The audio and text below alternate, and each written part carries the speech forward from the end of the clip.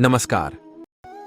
श्री कृष्ण कहते हैं, क्या आपने कभी सोचा है कि जिनका दिल साफ होता है, जिनका मन निर्मल होता है, उन्हीं को सबसे अधिक संघर्ष क्यों सहना पड़ता है? क्या यह सिर्फ संयोग है या इसके पीछे कोई गहरा आध्यात्मिक रहस्य छिपा है? आइए इस वीडियो में श्री कृष्ण के दिव्य ज्ञान से इन प्रश्नों के उत्तर खोजते हैं। श्री कृष्ण कहते हैं, जब एक कुम्हार मिट्टी के घड़े को मजबूत बनाना चाहता है तो पहले वह उसे थपथपाकर आकार देता है, फिर उसे धूप में सुखाता है और अंत में भट्टी की आग में तपाकर उसे पूर्ण रूप से दृढ़ बनाता है। इसी प्रकार जब कोई व्यक्ति सच्चाई, ईमानदारी और धर्म के मार्ग पर चलता है तो उसे भी जीवन की कठिनाइयों की भट्टी से गुजरना पड़ता है। अच्छे लोगों की परीक्षा इसलिए होती है क्योंकि वे अपने भीतर अनंत संभावनाएं और शक्ति रखते हैं। जैसे सोना आग में तपकर शुद्ध और चमकदार बनता है, वैसे ही महान आत्माएं कठिन परिस्थितियों से निकलकर और अधिक तेजस्वी बनती हैं। ईश्वर उनकी परीक्षा इसलिए लेते हैं ताकि वे अपनी वास्तविक शक्ति को पहचान सकें और अपने भीतर की दिव्यता को जागृत कर सकें। क्या तुमने कभी सोचा है कि जो पेड़ सबसे अधिक फल देता है, उसी को सबसे ज्यादा पत्थर पड़ते हैं? क्योंकि उसमें देने की क्षमता होती है। जो व्यक्ति सच्चाई और भलाई के मार्ग पर चलता है, उसे अधिक संघर्षों का सामना करना पड़ता है, क्योंकि उसकी आत्मा को और अधिक ऊंचाइयों तक उठाया जाता है। अक्सर लोग कहते हैं, मैंने कभी किसी का बुरा नहीं किया, फिर मेरे साथ ऐसा क्यों हो रहा है?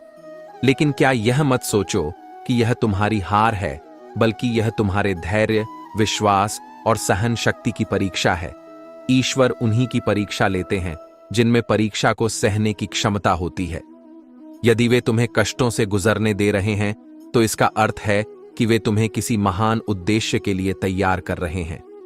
यदि समुद्र की गहराइयों में जाने का साहस नहीं होगा तो मोती नहीं मिलेंगे।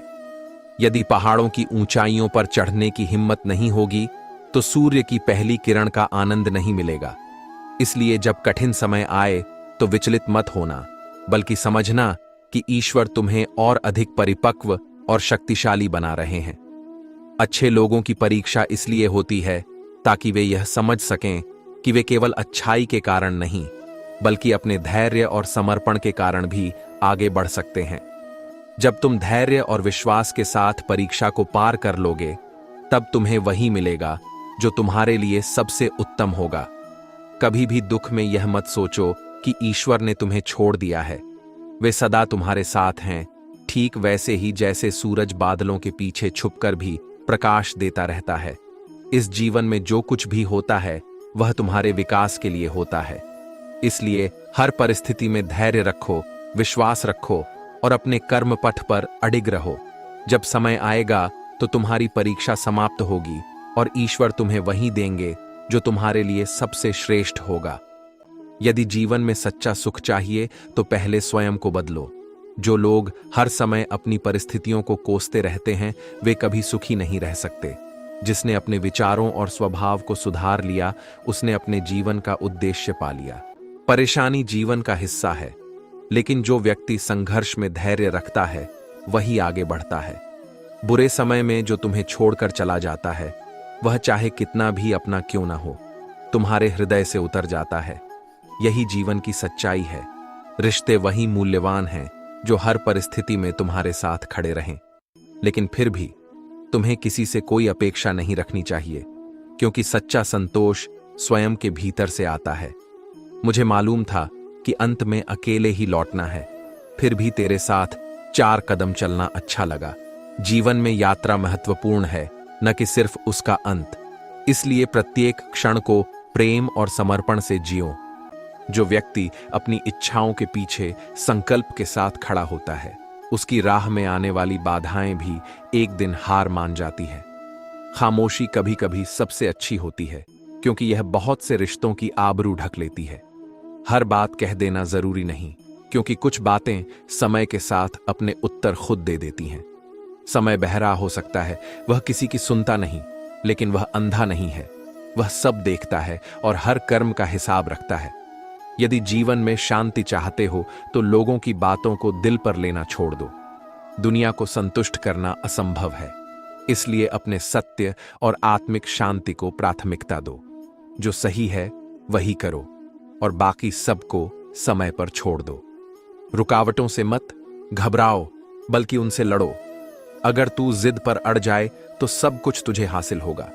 जो इंसान हार मानने से पहले ही हार जाता है, वह कभी जीत का स्वाद नहीं चखता। हसरतों का बोझ लेकर सत्संग में बैठते हैं और फिर शिकायत करते हैं कि मन क्यों नहीं लगता। लेकिन मन तो तभी लगेगा जब भीतर का बोझ उतरेगा। जब तक मन इच्छाओं से भरा रहेगा, तब तक शांति असंभव है। रंगीन ख्वाब, ऊंचे शौक, आगे जिंदगी, पीछे मौत, इंसान इसी चक्रव्यूह में उलझा रहता है। लेकिन जो सत्य को पहचान लेता है, वह इस मोह के जाल से बाहर आ जाता है। सच कितना भी छिपाने की कोशिश कर लो, वह एक ना एक दिन सामने आ ही जाता है। इसलिए सच्चाई को अपनाओ, छल कपट से दूर रहो और अपने कर्मों को सच्चाई के साथ निभाओ। सब कुछ बदलता है, समय, हालात, लोग और परिस्थितियां। लेकिन जो व्यक्ति अपने सत्य और धैर्य पर स्थिर रहता है, वही जीवन के हर बदलाव में भी अडिग खड़ा रहता है।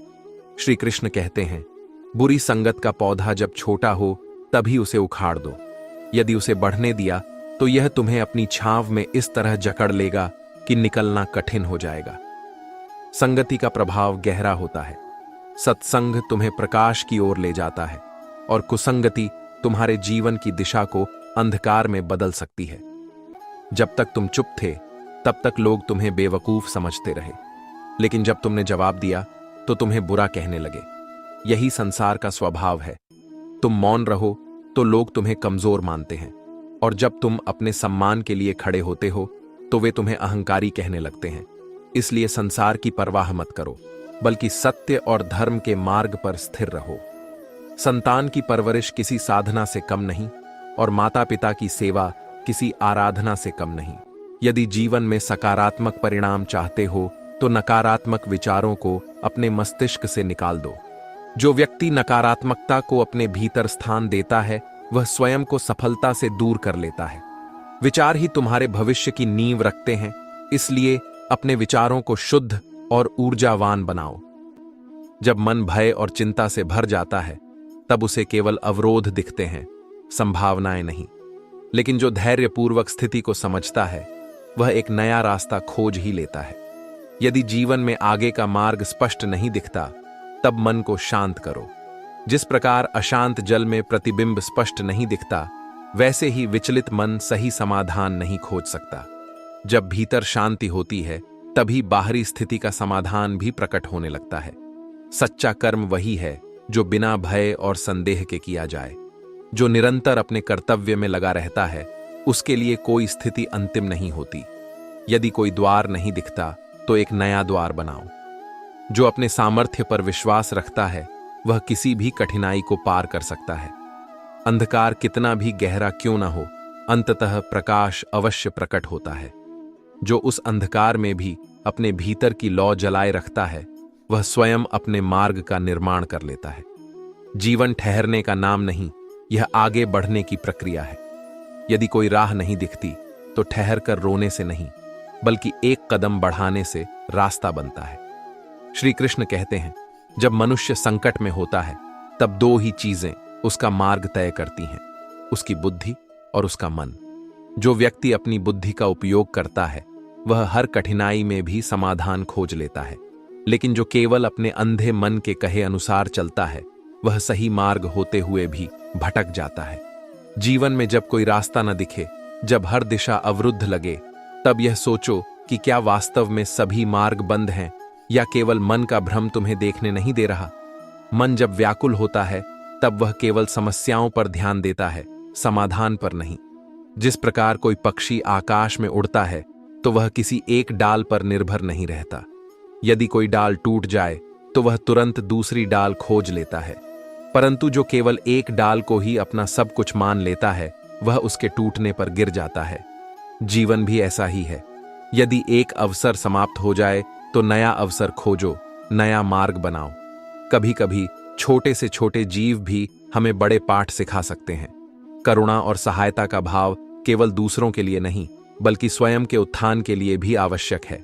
जो अपने स्वार्थ से ऊपर उठकर सोचता है, जो दूसरे के दुख को समझता है, वही वास्तव में सच्चा मनुष्य है।